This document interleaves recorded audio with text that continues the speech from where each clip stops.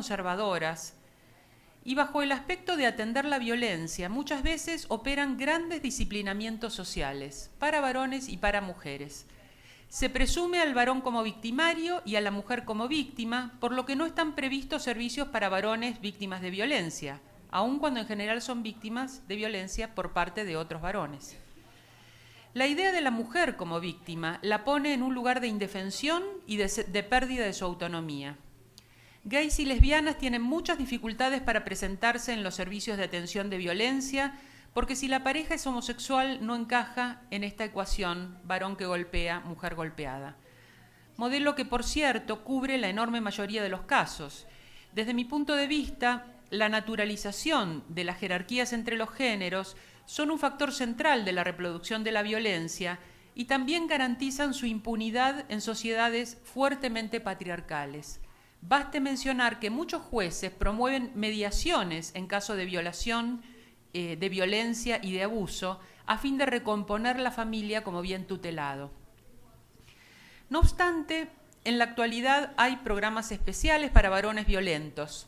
Un pionero en el aliento de estos programas es el licenciado Jorge Corsi, que introduce el tema de la violencia doméstica desde mediados de los 80 en la atención hospitalaria y también inicia una investigación clínica sobre asistencia psicológica a hombres golpeadores.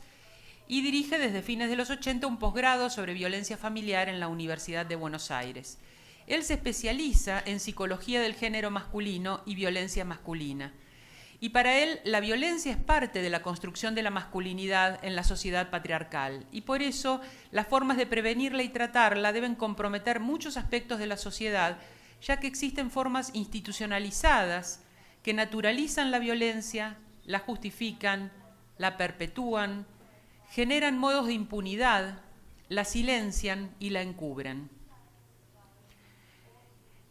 Esta perspectiva vale tanto para la violencia interpersonal como para las violencias sociales e institucionales. Jorge Corsi dirige un instituto de capacitación en violencia familiar que hace no solo formación en recursos humanos, sino también seguimiento de políticas públicas en la materia. En la ciudad de Buenos Aires depende de la Dirección de la Mujer la atención de violencia y hay desde hace varios años un grupo de atención hospitalaria para varones violentos dirigido por el doctor Raúl Matiosi. Se trata de un grupo de autoayuda que funciona en un hospital público y que desde la sanción de una ley específica de violencia familiar recibe la derivación de los juzgados, ya que la ley no solo protege a las víctimas, sino que contempla aspectos terapéuticos y preventivos de las situaciones de violencia familiar y obliga al juez a convocar a las partes a una audiencia a fin de instarlas a concurrir a tratamientos especializados para su recuperación, a cuyo fin podrá requerir la colaboración de los organismos públicos y entidades no gubernamentales destinadas a la problemática. Enfatizo que la ley obliga al juez a instar a las partes, o sea que la obligación es para el juez, pero para las partes es voluntaria. Se atiende a los pacientes en estos grupos de autoayuda y el objetivo es que cese la violencia, persecución u hostigamiento, la recuperación del del equilibrio emocional y el cumplimiento de sus obligaciones judiciales, familiares y laborales. Cuando los pacientes son derivados por un juzgado, se informa su asistencia, abandono, alta o baja por derivación a otro centro de atención, brindando elementos confiables para el seguimiento de los casos, aunque la ley de violencia no lo prevea expresamente.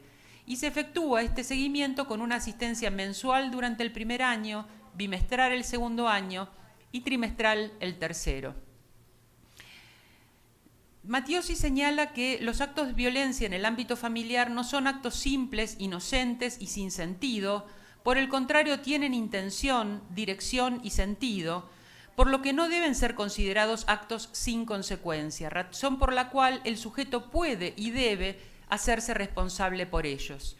Los tratamientos, en cualquiera de sus formas, terapéutico, rehabilitación, psicoeducativo, no están inspirados en la amenaza o en la coacción, sino en los acuerdos y compromisos a respetar.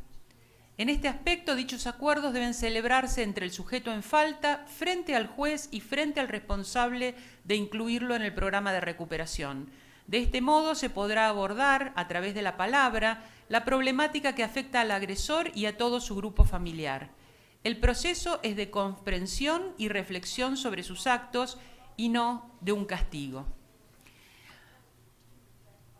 Un programa muy particular dirigido a varones es el que desde hace muchos años lleva adelante la licenciada Isabel Boschi con hombres acusados de violencia sexual y delitos contra menores, paidofilia. Pocas veces pudo incluirlo en una política pública, por ejemplo, lo aplicó en un programa en una cárcel, pero encubriéndolo como otro tipo de programa porque despertaba mucho rechazo, incluso dentro del menú de políticas públicas. Ella insiste en la figura del ofensor sexual, evitando la de agresor sexual, para poner el acento en el efecto de las conductas y no en las intenciones.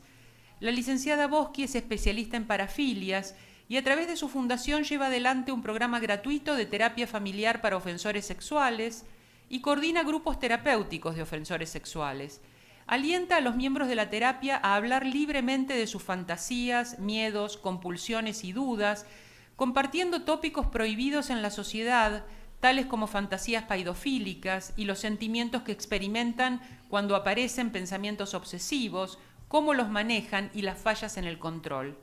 La licenciada Boschi afirma que mediante terapias que combinan psicoterapia, técnicas narrativas, sesiones de video, role-playing y discusiones entre pacientes y expertos, puede ayudarse a los ofensores sexuales y a su contexto social a cambiar su relación y la conducta ofensiva. El objetivo es incluir juegos tan creativos como sea posible en la mente del paciente para deconstruir la conducta rígida y construir otras más flexibles que incluyan relaciones. Tengo sus datos si alguien quiere tomar contacto con este programa que es bastante poco usual. En el contexto de prevención, durante mi gestión como defensora del pueblo, organicé la campaña de la cinta blanca, por la que los varones que tenían altos lugares de responsabilidad en la ciudad, desde el jefe de gobierno de la ciudad autónoma, los diputados varones, los ministros y sus equipos, hasta el nivel de directores, se comprometían a no ejercer ni permitir que se ejerza ningún modo de violencia contra las mujeres. La campaña abarcaba 15 días, desde el 25 de noviembre, Día Internacional de la No Violencia contra las Mujeres, hasta el 10 de diciembre, Día Internacional por los Derechos Humanos.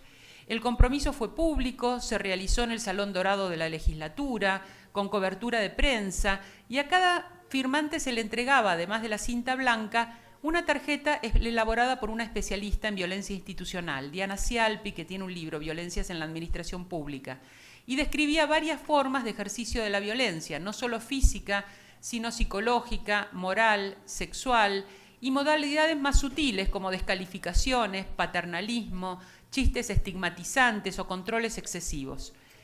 La enumeración de las muchas formas de violencia cotidianamente naturalizadas fue una sorpresa para muchos de estos funcionarios. Destacamos en ese acto que el compromiso implicaba no solo una conducta personal, sino una preservación de los ambientes de convivencia y trabajo y una atención a las formas de perpetuación de la violencia.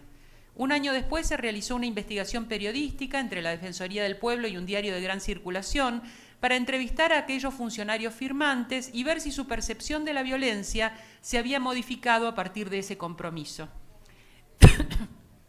Perdón. Casi todos los funcionarios consultados expresaron que su compromiso con la no violencia contra las mujeres era desde siempre y no desde la campaña, y que por lo tanto no habían tenido que modificar sus conductas. Cualquier mujer que trabaje en la administración pública puede